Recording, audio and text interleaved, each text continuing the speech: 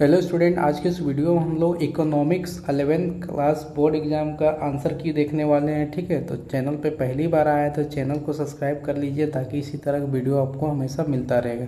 बाकी हम लोग क्वेश्चन में बढ़ते हैं, पहला नंबर क्वेश्चन को अटेम्प्ट करते हैं। ठीक है, तो आपके स्क्रीन में पहला नंबर क्वेश्चन दिख रहा होगा कि निम्नलिखित में से प्रश्नावली की एक विशेषता कौन सी नहीं है। इसका सही आंसर हो जाएगा ऑप्शन नंबर ए। ठीक है, तो क्वेश्चन नंबर 1 का आंसर नंबर क्या हो जाएगा, ए हो जाएगा। इसी तरीके से सिर्फ हम आपको आंसर की बता दे रहे हैं, इसको ज़्यादा समझा नहीं रहे। ठीक है, तो क्वेश्चन नंबर 2 में अगर हम लोग आएंगे तो 2 का ऑप्शन नंबर हम लोग का डी हो जाएगा सही आंसर। ठीक है, क्वेश्चन नंबर 2 का हम लोग का आंसर नंबर क्या हो जाएगा, डी नहीं होगा, सॉरी, आंसर नंबर बी इसका सही हो जाएगा। ठीक है, क्वेश्चन नंबर 2 का आंसर नंबर बी सही हो जाएगा। नेक्स्ट क्वेश्चन में हम लोग आगे बढ़ेंगे। अगला क्वेश्चन है हम लोग पास में क्वेश्चन नंबर 3, तो इसका सही आंसर हम लोग का हो जाएगा option number C. Question number 3 का ऑप्शन नंबर सी हो जाएगा इसका सही आंसर। ठीक है, नेक्स्ट क्वेश्चन में हम लोग आगे बढ़ेंगे क्वेश्चन नंबर 4 में। तो क्वेश्चन नंबर 4 है, इस क्वेश्चन का हम लोग का सही आंसर होने वाला है, इसका सही आंसर हो जाएगा ऑप्शन नंबर ए। तो ऑप्शन नंबर ए हम लोग का इसका सही आंसर हो जाएगा। ठीक है, बढ़ते हैं हम लोग नेक्स्ट क्वेश्चन क्वेश्चन नंबर 5 की ओर। तो क्वेश्चन नंबर 5 है, तो इसका सही आंसर क्या हो जाएगा, तो इसका सही आंसर अगर हम लोग देखेंगे, ठीक है, तो इसका ऑप्शन नंबर ए सही हो जाएगा। इसका हम लोग का ऑप्शन नंबर ए सही हो जाएगा आंसर। तो क्वेश्चन नंबर 4 भी हो गया। ठीक है, क्वेश्चन नंबर हम लोग नहीं 5 भी हो गया। क्वेश्चन नंबर 6 में हम लोग आगे बढ़ते हैं। क्वेश्चन नंबर 6 दिया हुआ है कि लिंग के आधार पर भारतीय जनसंख्या के पुरुष और महिलाओं के दो वर्गों में विभाजित करना निम्न में से कौन सा वर्गीकरण कहलाता है। तो इसको हम लोग बोलते हैं ऑप्शन नंबर डी, है ना, गुणात्मक बोलते हैं। ठीक है, ये हो गया हम लोग का। नेक्स्ट क्वेश्चन क्वेश्चन नंबर 8 में हम लोग आगे बढ़ते हैं। क्वेश्चन नंबर 7 भी है।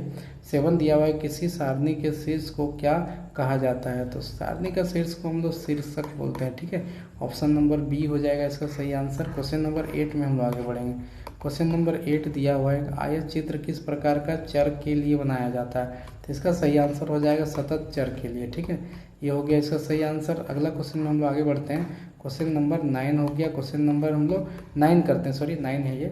सभी प्रश्नों के मूल्यों के योग को प्रश्नों की संख्या से भाग देने पे प्राप्त होता है। क्या प्राप्त हो जाता है, समांतर माध्य प्राप्त हो जाता है। ऑप्शन नंबर ए हो जाएगा इस क्वेश्चन का सही आंसर। ठीक है, अब क्वेश्चन नंबर हम लोग 10 में आते हैं। तो क्वेश्चन नंबर 10 आपके पास दिया है, जिसका सही आंसर हो जाएगा ऑप्शन नंबर बी। ठीक है, 10 का बी हो गया। अब 11 में हम लोग आते हैं। तो 11 का क्या हो जाएगा, 11 का हो जाएगा हम लोग का क्वेश्चन नंबर सी, यानी 11 नंबर क्वेश्चन का ऑप्शन नंबर सी हो जाएगा सही आंसर। ठीक है, आप लोग आंसर मिलाते हुए चलिए, बाकी आपको बताना है कि आप कितना सही कर पाए हैं। ठीक है, क्वेश्चन नंबर 12 दिया हुआ है कि भारत में जनसंख्या संबंधित आंकड़ों का संग्रह कौन करता है। इसका सही आंसर हो जाएगा ऑप्शन नंबर बी। ठीक है, census of India. Next question हम लोग पास में क्वेश्चन नंबर 13 है। दिया हुआ है 5, 8, 9, 4, 10, 7, 6 माध्यिका क्या होगी। तो इसका सही आंसर हो जाएगा 7। ठीक है, कैसे होगा इसको हम एक्सप्लेन कर देते हैं। ये मैथ्स है।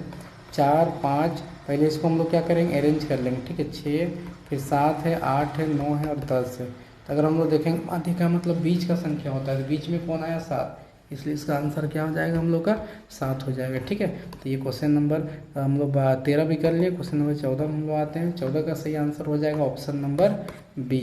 नेक्स्ट क्वेश्चन में हम लोग आगे बढ़ते हैं क्वेश्चन नंबर 15 की ओर। ठीक है, तो क्वेश्चन नंबर 15 दिया हुआ है, तो 15 का सही आंसर क्या होगा इसको हम लोग देख लेते हैं।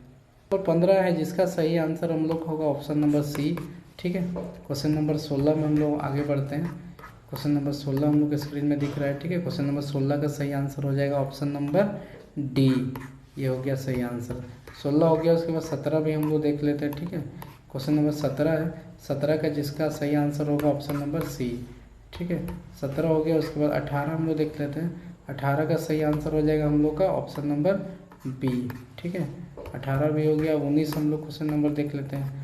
19 आपके स्क्रीन पे दिख रहा है। ठीक है, इसका सही आंसर हो जाएगा ऑप्शन नंबर सी, 1950 ईस्वी। ठीक है, 19 क्वेश्चन भी बना लिए। क्वेश्चन नंबर 20 की ओर हम लोग आगे बढ़ेंगे। तो क्वेश्चन नंबर 20 का सही आंसर हो जाएगा, क्वेश्चन है कि भारत का अंतिम पंचवर्षीय योजना कौन सी है। तो 12वीं। ठीक है, 12वीं अंतिम पंचवर्षीय योजना है। अगला क्वेश्चन क्वेश्चन नंबर 21 से, भारत में नई आर्थिक नीति की शुरुआत किस वर्ष की गई थी। तो ये किया गया था 1991 ईस्वी में। ठीक है, ऑप्शन नंबर सी हो जाएगा इसका सही आंसर। तो हम लोग यहाँ तक कर लिए। क्वेश्चन नंबर हम लोग 22 में बढ़ते हैं। ठीक है, विनिवेश का उद्देश्य क्या होता है। तो क्वेश्चन नंबर 22 में अगर हम लोग देखेंगे, जो भी यहाँ ऑप्शन दिया हुआ है, ठीक है, तो ऑप्शन को एनालाइज करने से हम लोग ये पता चलता है कि इसका जो सही आंसर हो जाएगा वो हो जाएगा हम लोग का ऑप्शन नंबर बी हो जाएगा। ठीक है, ऑप्शन नंबर हम लोग का बी हो जाएगा आंसर सही। नेक्स्ट क्वेश्चन में हम लोग आगे बढ़ेंगे। अगला जो हम लोग को आंसर दिया हुआ है, ठीक है, क्वेश्चन नंबर 21, क्वेश्चन नंबर 21 नहीं, एक सेकेंड, क्वेश्चन नंबर हम लोग का ये 22 था। ठीक है, क्वेश्चन नंबर 23 पे हम लोग आते हैं कि विश्व व्यापार संगठन WTO का स्थापना कब हुआ था? 1995 ईस्वी में किया गया था। ठीक है, WTO का स्थापना 1995 ईस्वी में किया गया था। तो ये हम लोग का सही आंसर हो जाएगा। ठीक है, नेक्स्ट क्वेश्चन में हम लोग आगे बढ़ेंगे। तो क्वेश्चन नंबर 24 में अगर हम लोग देखेंगे तो इसका सही आंसर हो जाएगा ऑप्शन नंबर ए। ठीक है, 24 भी हो गया। 24 के बाद क्वेश्चन नंबर 25 हम लोग देखते हैं। तो 25 का सही आंसर हो जाएगा ऑप्शन नंबर डी। ये क्वेश्चन क्या है कि निम्नलिखित में कौन सा देश कपास का सबसे बड़ा उत्पादक है? तो भारत सबसे ज़्यादा उत्पादन करता है, ठीक है, कपास का। तो ये भी क्वेश्चन हो गया। हम लोग नेक्स्ट क्वेश्चन की ओर आगे बढ़ते हैं। अगला क्वेश्चन जो आपको दिख रहा है स्क्रीन पे 26 नंबर क्वेश्चन है कि महात्मा गांधी राष्ट्रीय रोजगार गारंटी अधिनियम किस वर्ष पारित किया गया था? इसका सही आंसर हो जाएगा 2005 ईस्वी में। ठीक है, तो ये भी क्वेश्चन का आंसर हो गया। 27 नंबर में हम आगे बढ़ते हैं। निम्न में से कौन सा मानव पूंजी नहीं है? तो कंप्यूटर, यानी ऑप्शन नंबर बी हो जाएगा हम लोग का सही आंसर इस क्वेश्चन का। ठीक है, मानव विकास है तो ये साधन और साध्य दोनों ही प्रकार का ये हम लोग का संसाधन होता है। ठीक है, मानव विकास क्वेश्चन ये भी कंप्लीट हो गया। बढ़ते हैं नेक्स्ट क्वेश्चन में। अगला क्वेश्चन 29 नंबर क्वेश्चन दिया हुआ है। ठीक है, इस क्वेश्चन का सही आंसर क्या होगा इसको हम लोग चेक कर लेते हैं। तो क्वेश्चन नंबर 29 का इसका जो सही आंसर होगा वो होगा हम लोग का ऑप्शन नंबर डी, इनमें से सभी, है ना, ये हो जाएगा इसका सही answer.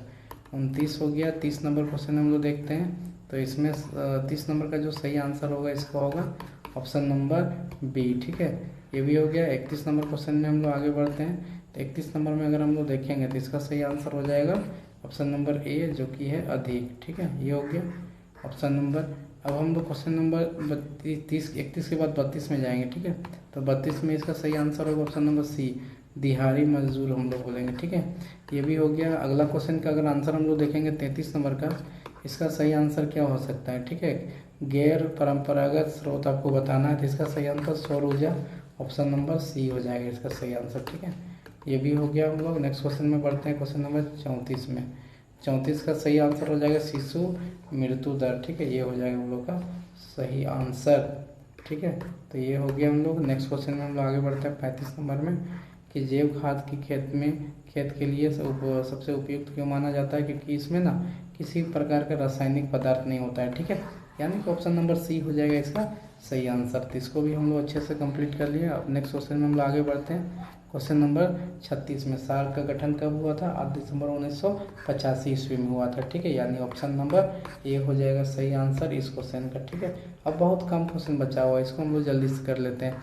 37 number question, the great leap forward अभियान किस देश ने चलाया? तो इसका सही आंसर होगा चीन, ऑप्शन नंबर डी सही हो जाएगा। ठीक है, अगला क्वेश्चन हम लोग पास में 38 नंबर में, केंद्रीय प्रदूषण नियंत्रण बोर्ड की स्थापना कब हुआ था? तो 1974 ईस्वी में। ठीक है, तो इसका सही आंसर हो जाएगा। तो इस क्वेश्चन का भी सही आंसर क्या होगा? ऑप्शन नंबर बी हो जाएगा। हम लोग नेक्स्ट क्वेश्चन को पढ़ते हैं। What is a Qutub Shri, ये क्या होता है? इसके बारे में हम लोग थोड़ा सा जानेंगे। ठीक है, तो इसको हम बोल सकते हैं निर्धनता का निवारण करने वाला एक कानून है तमिलनाडु साइड में। ठीक है, तो ये हो जाएगा ऑप्शन नंबर सी इसका 39 का। 40 का अगर हम लोग बात करेंगे तो 40 का हम लोग का सही आंसर हो जाएगा तमिलनाडु, यानी कि ऑप्शन नंबर डी सही हो जाएगा। ठीक है, तो जितना भी ऑब्जेक्टिव क्वेश्चन था जो कि आपके आज इकोनॉमिक्स के एग्जाम में पूछा गया था, उसका सही आंसर की हम आप इस चैनल पे अपलोड कर दे रहे हैं। चैनल पे अगर जुड़ना है तो चैनल को जुड़ने के लिए चैनल को सब्सक्राइब करके बेल आइकन को हिट करना होगा। साथ में इस वीडियो को ज़्यादा से ज़्यादा आप लोग शेयर कर दीजिए ताकि सभी बच्चों तक ये आंसर की पहुंच पाए, वो मिला लेंगे कि कितना उसका आंसर आने वाला है या वो एग्ज़ाम में पास होंगे भी या नहीं होंगे। ठीक है, बाकी हम लोग इसी तरह की वीडियो कंटिन्यू लाते रहते हैं। तो मिलेंगे नेक्स्ट वीडियो में, तब तक के लिए जय हिंद, जय झारखंड।